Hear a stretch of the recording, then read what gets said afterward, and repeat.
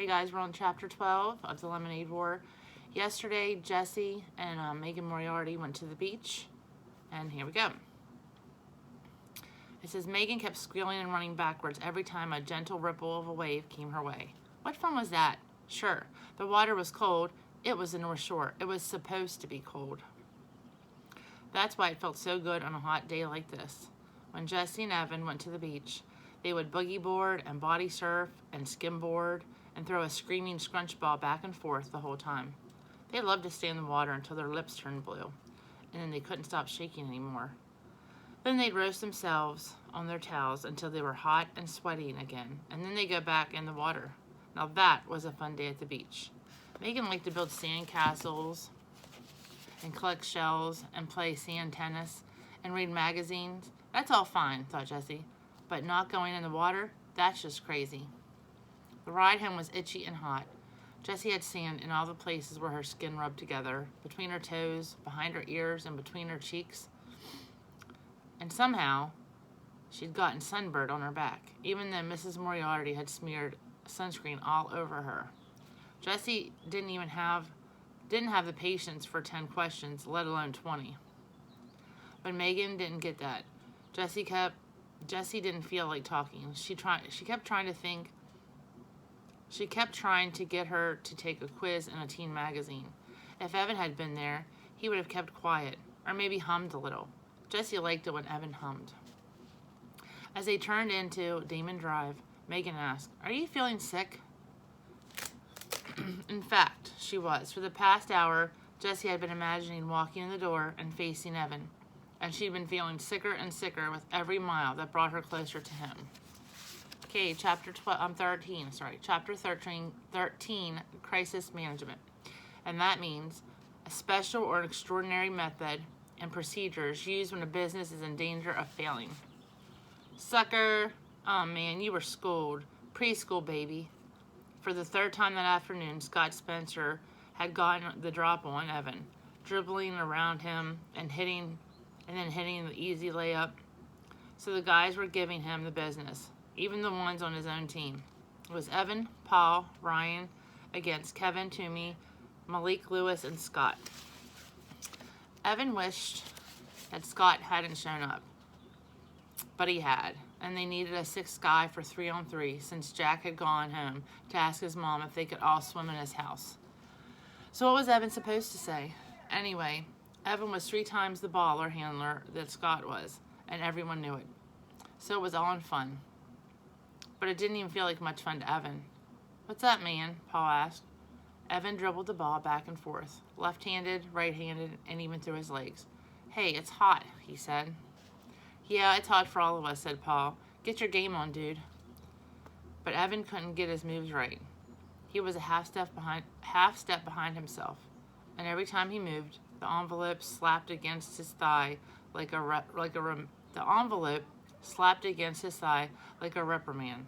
"Speaking of hot," said Ryan.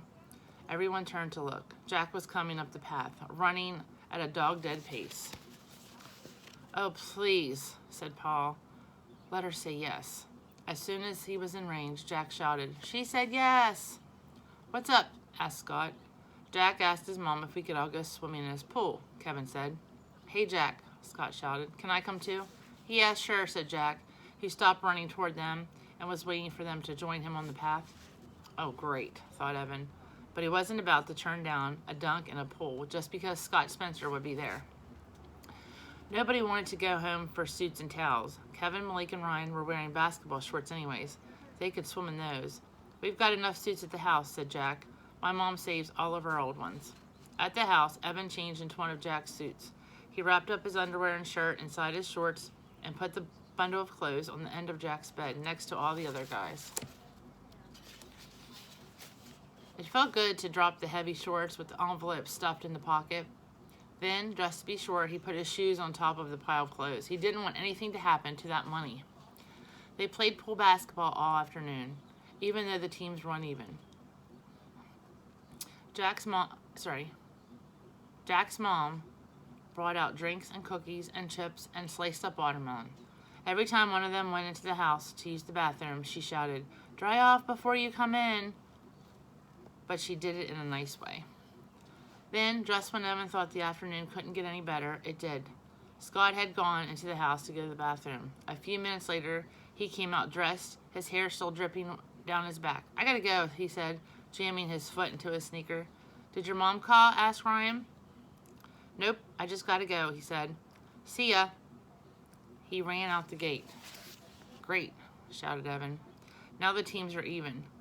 Then they went back to playing pool hoops. Evan didn't think about Scott Spencer for the rest of the afternoon. He didn't think about Scott Spencer until he went into Jack's bedroom to get changed back into his clothes and noticed that his shoes were on the floor and his shorts weren't folded up. Chapter 14, Reconciliation. Reconciliation is the act of bringing together after a difference, as in to reconcile numbers on a balance sheet. Resolution.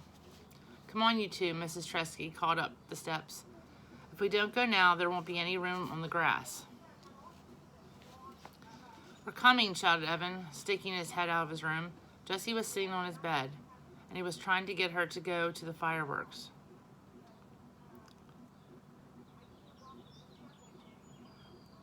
She had her lockbox on her lap and a mullish look on her face. "Just say it's a tie," said Evan. "Come on, Jesse." "This whole thing is stupid, and you know it." It's not a tie unless it's a tie," said Jessie, knowing that she sounded like a brat, but not able to stop herself.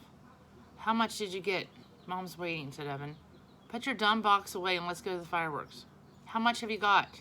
Evan tensed up his fingers as if he were strangling an invisible ghost. "Nothing, okay? I've got nothing. Look." He turned his pockets of his shorts inside out. Jessie looked skeptical. "You can't have nothing. You must have made something." "Well, I had expenses, so I ended up with nothing, okay? Are you happy? You win." Evan sat on the edge of the bed, looking at the floor. Jessie felt her heart sink.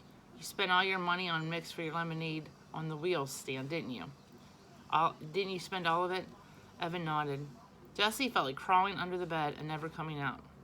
"It didn't pay off so good," she whispered.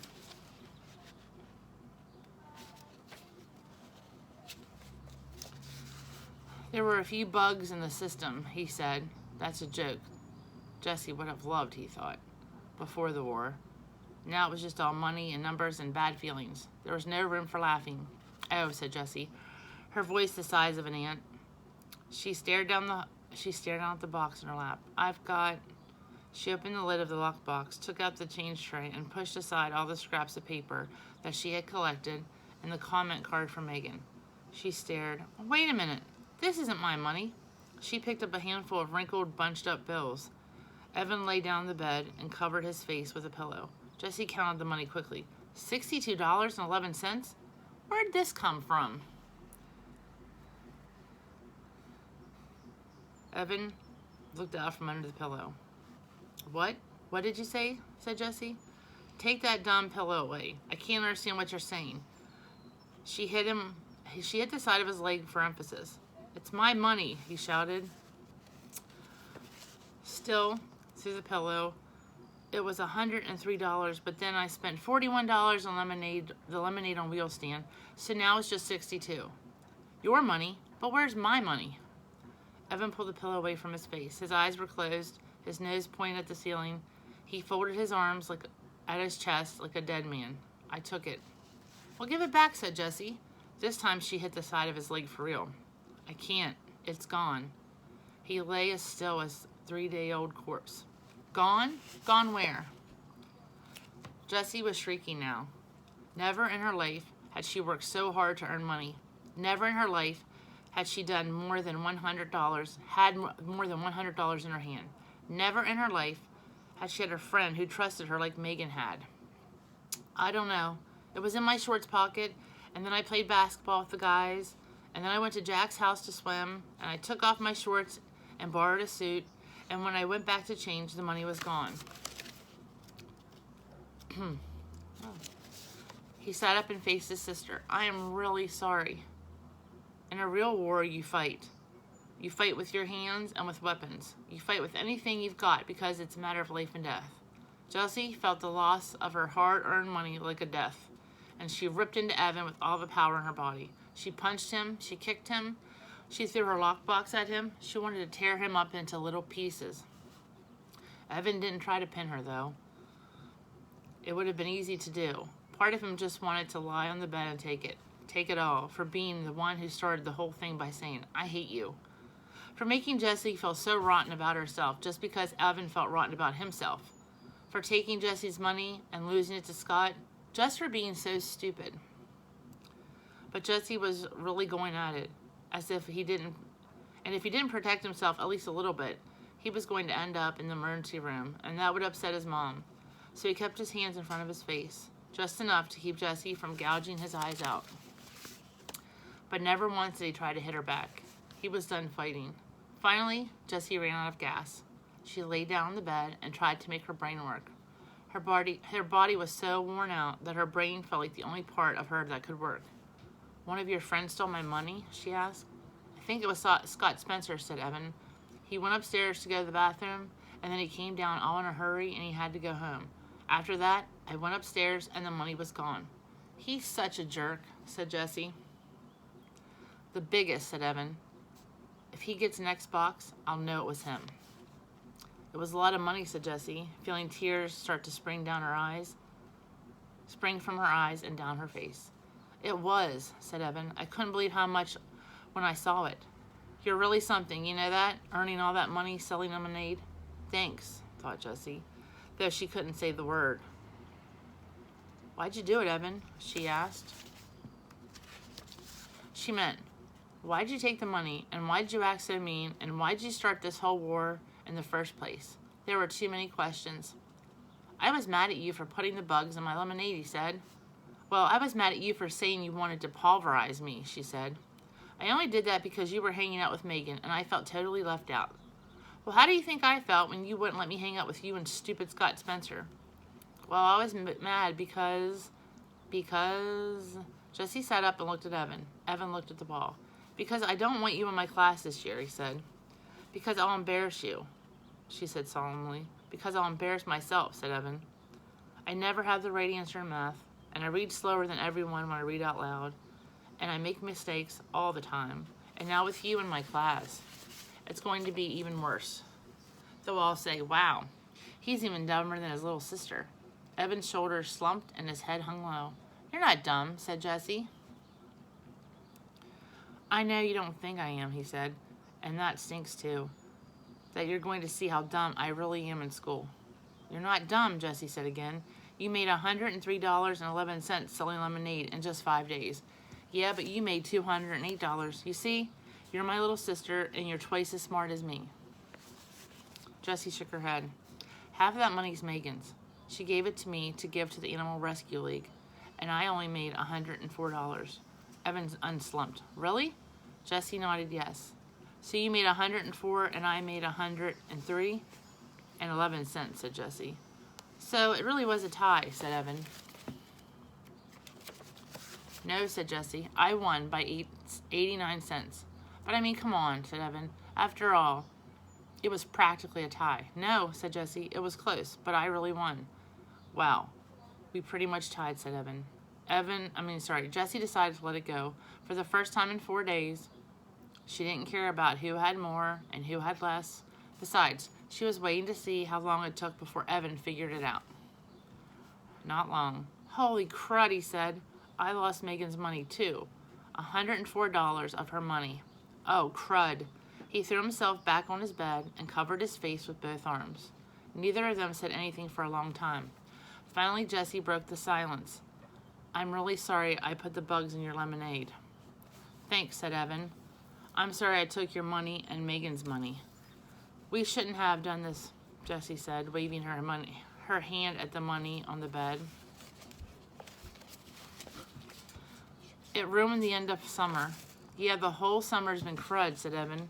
"Not the whole summer, just the last 5 days. Remember we went to Bar Harbor and we swam at the pond?" Jessie couldn't stand Evan thinking their whole summer together had been crud. "Yeah, but I think the last 5 days kind of cancels all of that out," said Evan. "I can't believe I have to tell Megan Moriarty." "She likes you," said Jessie. Evan sat up, surprised. "Really?" "Yeah," said Jessie. I don't get it either. But she's always asking what you're doing, if you can play and stuff, and what do you think she does, and why do you think she does that? Sorry, I'm getting tongue-tied. Okay, that's all I have for today, and we'll try to finish the rest next week. See you later. Have a nice hot day.